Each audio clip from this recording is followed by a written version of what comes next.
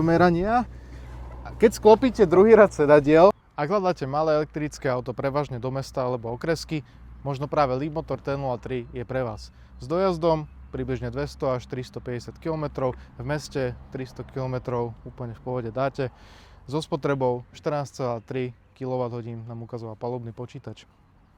Batéria má kapacitu 37,3 kWh, využiteľných je okolo 36 kWh, viete nabíjať AC nabíjaním 6,6 kW alebo DC rýchlym nabíjaním okolo 45 kW, čiže za takú hodinku máte úplne na plnú nabitú batériu.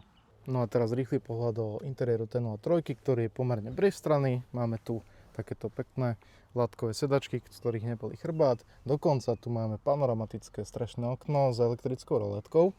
No a čo sa týka displejov, máme tu 8-palcový prístrojový panel, 10,1-palcový displej infotainmentu, ktorý absentuje CarPlay a Android Auto zatiaľ. Je prisľúbená aktualizácia v budúcnosti, ktorá to napraví.